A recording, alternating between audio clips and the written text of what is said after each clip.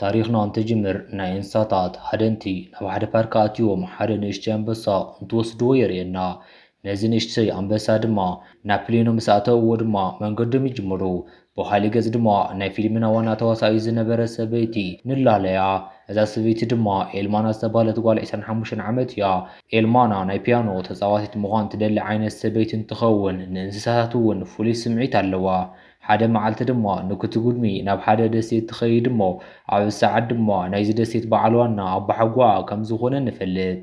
ዋላ እኳ ትኽክለኛ ኣቦሓጓ እንተዘይኮነ እንተኾነ ግን ዘዕበይዋ ንሶም ብምዃኖም ኣቦሓጎይ እንዳበለት እያ ትጽውዖም። ሕጂ ድማ ኣቦሓጓ ስለ ዝመቱ ናይዚ ደሴት ወራሲት ንሳ እያ። ካብኡ ድማ ናብኡ እንትበጽሕ ጆ ዝበሃል ሰብኣይ ይቕበላ። ጆ ናታ ተንከባኻቢ እዩ። ኣብዚ ደሴት ድማ ዝተሰርሐ ገዛ እንትህሉ ንምጉብናይ እውን ኣዝዩ ተመራፂ እንትኸውን ጆ ድማ ንዓዓ ናብኡ ይወስዳ። ምስ መሸየ ድማ ኤልማ ኣቦሓጓ ንዝቐረፆ ቪድዮ ክትርኢ ትጅምር። ኣብቲ ቪድዮ ድማ ስነው ዝተባህለ ተኹላ ሃንደበት ናብቲ ንሱ ዝነብረሉ ገዛ መፂኡ ከም ዝነበረን ምስኡ ድማ ጽቡቕ ርክብ ከም ዘለዎ ይነግራ። ወሲኹ ድማ ንኤልማ ንዕኡ ደልያ ብምርካብ ምስኡ መሓዝኩን ክኾኑ ይነግራ። ኣብታ ምሽት ድማ ነቲ ንእሽተይ ኣንበሳ ሒዝዎ ዝነበረ ፕሌን በቲ ዝናብን ደበናን መንቀሳቓሲ ኣብዮ እሞ ኣብ መጨረሻ ድማ ኣብታ ደሴት ይወድቕ። ዝደንገጸት ኤልማ ድማ እንታይ ከም ዝተፈጠረ ንምርኣይ ናብ ደገ ትወፅእ። እንተኾነ ግን እዚ ደሴት ዓብይ ስለ ዝነበረ ኩሉ ቦታ ክትጻረይ ኣይከኣለትን። ንጽቢሒት ግን ቻርሊንን ኤሊን ዝተባህሉ ሰባት ናብታ ደሴት ይመጽእ እሞ ንስኖ ንምሓዝ ድማ መጻወቲ የዳልዉ።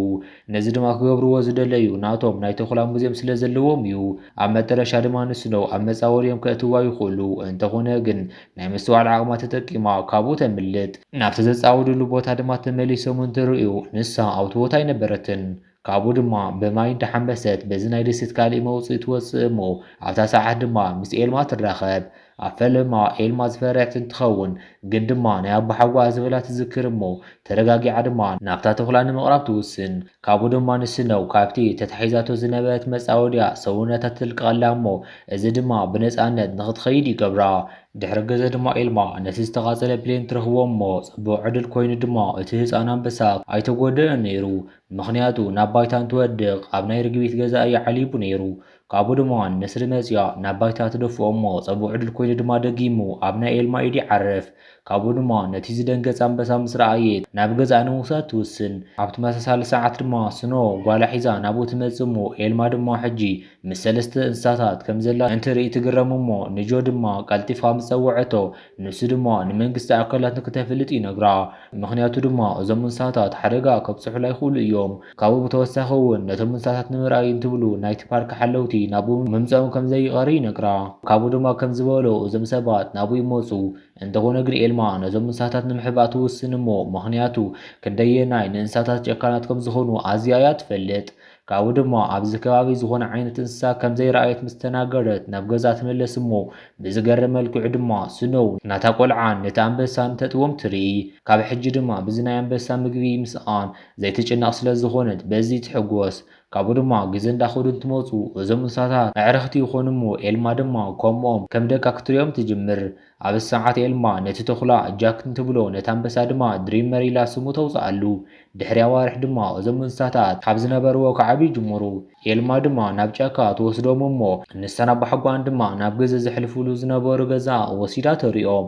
ምሸት ምሸት ስኖ ንዓዓቶም እንዳጠወት ፀጊቦም ንኽሓድሩ ትገብሮም። ሕማቕ ኣጋጣሚ ኮይኑ ኤልማ ናብ ሓደ ሙዚቃ ኤግዚቢሽን ኣብ ዝኸደትሉ ሰዓት እዞም ተኹላ ዝሃድኑ ሰባት ተመሊሶም ናብዚ ደሴት ይመፁ እሞ ሕጂ ግን ተሳኺዒሎም ንስኖ ኣብ ኢዶም ከእትዋ ይኽእሉ። ብኻሊእ ገጽ ድማ ኤልማ ነቲ ስራሕ ትምረጽ። በዚ ዋላ እኳ ተሓጎሰት እንተኾነ ግን ናብቲ ደሴት ኣብ ዝተመለሰትሉ ሰዓት ገዛኣ ተረቢሹ እንትረኽቦ እቲ ዝነበረ ደስታኣ ድማ ይጠፍእ። ነዚ ገዛ ድማ ከምዚ ዝገበርዎ ስለ ዝጠምዮም እዩ ነይሩ።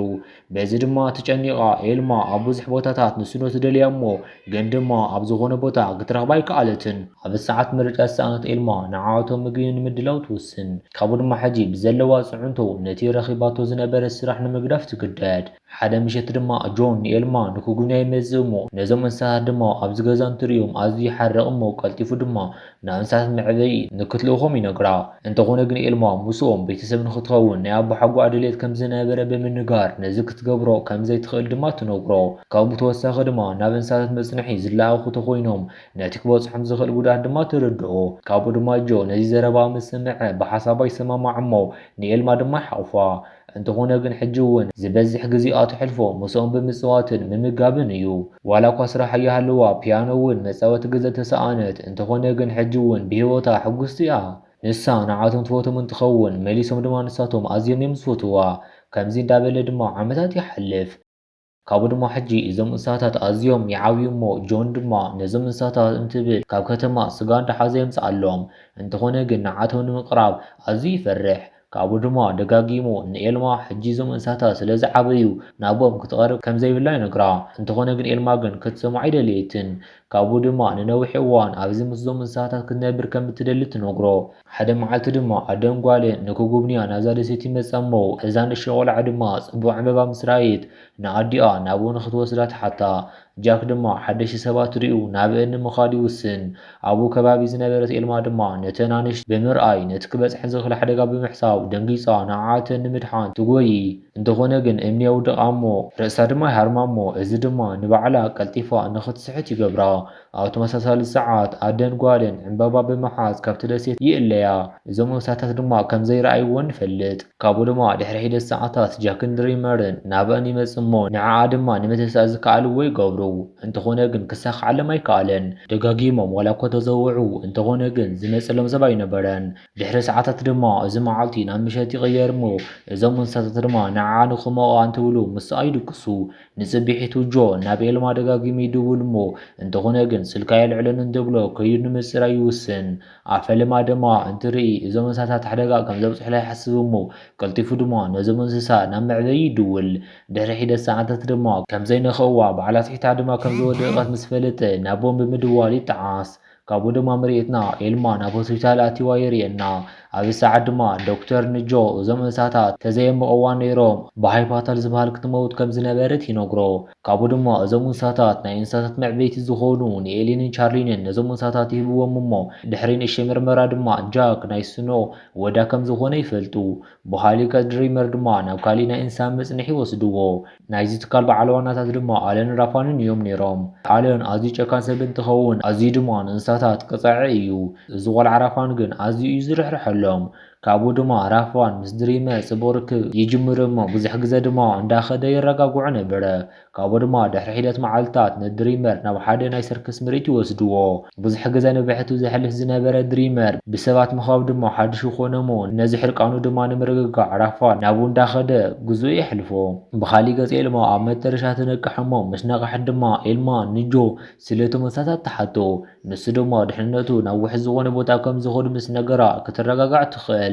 እንተኾነ ግን ሕጂ እውን ኣዝያ ትናፍቖም እሞ ካብ ሆስፒታል ምስ ወፀት ድማ ናብቶም እንስሳታት መጽንሒ ትኸይድ። እንተኾነ ግን ጃክ ናብ ተኽላታት ዝርከብሉ ቦታ ከም ዝተወሰደ ድሪመር ድማ ኣብ ናይ ሰርከስ ምርኢት ተሳታፊ ከም ዝገበርዎ ይንገራ። ኣዝያ ዝሓረቐት ኤልማ ድማ ኣብ ልዕሊኦም ክትጻረፍ ትጅምር እሞ እንተኾነ ግን ጆ ንክትረጋጋዕ ምስ ገበራ ካብኡ ይወስዳ። ድሕሪ ሒደት ጸኒሕ ድማ ናብ ኤልማ ብምድዋል ጃክ ኣብ ጽቡቕ ኩነታት ከም ዘሎ ትርዳእ። ካብኡ ድማ ጃክ ሕጂ ምስ ብዙሓት ተኽላታት ከም ዝርከብን ኣብኡ ድማ ብዙሓት ኣዕርኽቲ ከም ዝረኸበ ይነግራ። ኣብኡ ድማ ይንከባኸብዎ ከም ዘለዉ ምስ ተረድአት ድማ ኤልማ በዚ ትረጋጋዕ እሞ ስለ ድሪመር ግን ተወሳኺ ሓበሬታ ንምርካብ ትደሊ። ካብኡ ድማ ኣብ ዝቕጽል መዓልትታት ናብ ሰርከስ ምድላው ናብ ዝግበረሎም ኩሎም ቦታታት እንዳኸደት ንዕኡ ክትደሊ ትጅምር። ስለ ድሪመር ሰባት ዋላ እኳ ተተሓተተት ዝኾነ ሓበሬታ ግን ክትረክብ ኣይከኣለትን። ብኻሊእ ገጽ ኣለን ንድሪመር ናብ ሰርከስ ምምጻእ ካብ ዝጅምር ብዙሕ ገንዘብ ክሰርሕ ጀሚሩ እዩ። ብኡ ንብኡ ድማ ድሪመር እውን ህቡብ እንዳኾነ ይመጽእ። እንተኾነ ግን ትኽክለኛ ሽሙ ዝኾነ ሰብ ኣይፈልጥን። ዝጽውዕዎ ድማ ስተርላይን እንዳበሉ እዮም ነይሮም። ሓደ መዓልቲ ድማ ናይ ድሪመር ናይ ሰርከስ ጉጅለ ብናይ ጃክ ፓርኪ ከባቢ ይሓልፉ እሞ ጃክ ድማ ቀልጢፉ ዓርኩ ድሪመር በዚ ከም ዝሓለፈ ይርኢ። ኣብዚ ሰዓት ዝኾነ ግዜ ከየጥፍእ ካብ ዘለዎ ፓርኪ ይወፅእ። ንዘቢሒቱ ድማ ኤልን ናብቲ ፓርኪ ኣብ ዝኸደሉ ሰዓት ንጃክ ረኽቦ ኣይከኣለን። ኣብዚ ሰዓት ዘምለጠሉ ኩነታት ድማ ተዓዚቡ ክንደየናይ መስተውዕሊ ከም ዝኾነ ይርዳእ። ድሕሪ ሒደት ጸኒሕ ድማ ጃክ ናብ ድሪመር ዝርከበሉ ሰርከስ ጉጅለ ይኸይድ። ካብኡ ድማ ነፃ ምስ ኣውፅኦ ክልቲኦም ድሕሪ ነዊሕ ኣዋርሕ ብምርኻቦም ኣዝዮም ይሕጎሱ። ብኻሊእ ገጽ ኣለን ናይ ድሪመር ምጥፋእ እንትርኢ መደምዘዚ መድሓኒት ብምውሓዝ ንዕኡ ንምህዳን ይውስን። እንተኾነ ግን ወዱ ራፋን ግን ነቲ ኣንበሳ ንክገድፎ ይሓቶ እሞ ኣለን ግን ዝሰምዕ ስለ ዘይነበረ ሕማቕ ነገር ንከይፍጠር ኣለን ንስኡ ንምኻድ ይውስን። ንፅቢሒቱ ኣለን ጃክ ካብ ዝነበረሉ ፓርኪ ዘምለጠ ንድሪመር ንምምላጥ ከም ዝነበረ ይርዳእ። ካብኡ ድማ ኣሊን ናብቲ ደሴት ምስ ከደ ንኤልማ ስለ ዝተፈጠረ ነገር ኩሉ ይረድኣ። ወሲኹ እውን ክልቲኦም ሕጂ ብምጥፍኦም መንግስትን ሃደንትን ንዕኦም ንምርካብ ወፍሪ ከም ዝገበሩ ይነግራ። ኤልማ ድማ ተጨኒቓ ኣብ ዝነበረቶ ሰዓት ኣብ ልዕሊ ጃክ ጂፒኤስ ገቢሮምሉ ከም ዝነበሩ ይነግራ። እንተኾነ ግን ሕጂ ብዝነበረ ድኹም ኮኔክሽን ምኽንያት ዘለውሉ ቦታ ክፈልጡ ኣይከኣሉን። እንተኾነ ግን እዞም እንስሳታት ንመጨረሻ ግዜ ዝተረኣይሉ ኣብ ጫካ ከም ዝኾነ ይንገራ። በዚ ምክንያት ድማ ክልቲኦም ንጃክን ንድሪመርን ክደልዩ ብሓባር ይወፁ። ብኻሊእ ገጽ እዞም እንስሳታት ድማ ምሸት ምሸት ናብ ከተማ ምውፃእ ጀሚሮም እዮም። እዚ ድማ ናይዛ ከተማ ሰባት በሪ መዓፅዮም ንክቕመጡ ይገብሮም። ካብኡ ብተወሳኺ ድማ ምግቢ ብምድላይ ናብ ሱፐርማርኬት ብምእታው ነቲ ቦታ የበላሽዎ። በዚ ምክንያት ድማ ፖሊስ ናይታ ከተማ ነበርቲ ነቶም እንስሳታት እንተደኣ ረኺቦሞም ንክቐትልዎም ፍቓድ ይሂቦም። ሕጂ ድማ ድሕሪ ሒደት ሰዓታት ደጊሞም ናብቲ ጫካ ይምለስ እሞ ኣብኡ ድማ ምስ ኣለን ራፋንን ይራኸቡ። ኣለን ንድሪመር ንምህራብ ንባዕሉ ይዳሎ።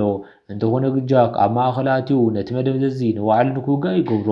ካብኡ ድማ እዚ መደምዘዚ ንድሪመር ስለ ዝነበረ ንጃክ ምቕታሎ ይቐርን ነይሩ። እዚ ድማ ራፈን ኣዝዩ የጨንቆ። ካብኡ ድማ እቲ ኣንበሳ ምስ ከደ ቀልጢፉ ናብ ጃክ ብምኻድ ነቲ መደምዘዝን ትራክን ካብ ክሳዱ የልቅቐሉ። ወሲኹ እውን ነቲ መደምዘዚ ዝቕንስ መድሓኒት እውን ይህቦ። ካብኡ ድማ ኣቦን ወደን ናብ ሓደ ባር ይኸዱ እሞ ኤልን ኤልማን ድማ ነቲ ትራክ ተኸታቲሎም ናብኦም ይመፁ እሞ ስለቲ ትራክ ዝፈልጥ ዝነበረ ኣለን ድማ ምንም ከም ዘይፈልጥ ምስ ነግሮም ንኽኸዱ ይገብሮም። እንተኾነ ግን ራፈን ግን ናብ ሽቓ ከም ዝኸይድ ብምንጋር ቀልጢፉ ብምዃድ ኤልን ኤልማን ይረኽቦም እሞ ስለ ኩሉ ነገር ድማ ምስ ነገሮም ናብቲ ጫካ ሓቢሮም ይኸዱ። ኣብ መጨረሻ ድማ ኣብኡ ንድሪመር ይረኽብዎ እሞ ንድሪመር ድማ እንዳተኸተሉ ናብ ጃክ ዘለሉ ቦታ ይኸዱ። ጽቡቕ ዕድል ኮይኑ ራፈን ብዝሃቦ መድሓኒት ምኽንያት ሕጂ ክነቅሕ ይኽእል። ካብኡ ድማ ናብቲ ቦታ ፖሊሳት ይበጽሑ እሞ እዚ ድማ ኤልማ ነቶም እንስሳታት ብምስጢራዊ መንገዲ ንክኸዱ ንክትመርሖም ይገብራ። ሕጂ ድማ ናብ ናታ ገዛ ንክበጽሑ ዝኽልኽሎም ሓደ ጥራሕ እዩ፣ ንሱ ድማ ባሕሪ እዩ። ፖሊሳት ድማ እንዳመፁ ስለ ዝነበሩ ዘለዎም ኣማራፂ ምሕንባስ ስለ ዝነበረ ሓንቢሶም ንምምላጥ ይውስኑ። ጃክ እውን ተኹላ ከም ምዃኑ መጠን ሓንቢሱ ንምሕላፍ ይውስን። እንተኾነ ግን ድሪመር ማይ ስለ ዝፈርሕ ክኣቱ ኣይከኣለን። ኤልማ ድማ ንክተእምኖ ተፈትነት እኳ ግን ድማ ዘዊሩ ካብኡ ይኸይድ። ድሕሪ ሒደት ጻኒሕቲ ድማ ጃክን ኤልማን ኣብቲ ማይ ማእኸል ምስ በዝሑ ናይ ተኹሲ ድምፂ ይሰምዑ እሞ እዚ ድማ ድሪመር ከም ዝሞተ ይሓስቡ። ካብኡ ድማ ናብቲ ደሴት ምስ በጽሑ ኤልማ ክትበኪ ትጅምር። እንተኾነ ግን ከይሓሰበቶ ሃንደበት ድሪመር ኣብኡ ይበጽሕ። ሕጂ ድማ ናብቲ ጫካ ዝተመለሰ ኮነ ኢሉ ነቶም ፖሊሳት ንምዝጋዕ ከም ዝነበረ ንፈልጥ። ካብኡ ድማ ድሪመር ከም ዝተመለሰ ምስ ረኣዩ ድማ ኩሎም ይሕጎሱ። ኣብ ናይ መጨረሻ ምርኢት ፊልምና ድማ ኤልማ ብናይ ፒያኖ ደርፊ ብጀልባ መፂኦም ንዝነበሩ ሰባት ተሪኦም። ጃክን ድሪመር እውን ኣብኡ ስለ ዝነብሩ ከም ቤተሰብ ብሓባር ምንባሮም ይቕጽሉ። ኤልማ ድማ ስለ እንስሳታትን ህይወትን ኣብ ትገብሮ ዝነበረት መደረ እንዳረኣና ፊልምና ኣብዚ ትውዳእ። እስካብ ሕጂ ንዝተኸታተልኩምኒ እንዳመስገንኩ ኣነ ኣብዚ ክፍለየኩም። ሳብስክራይብ ምግባር ኣይትረስዑ ኢኹም።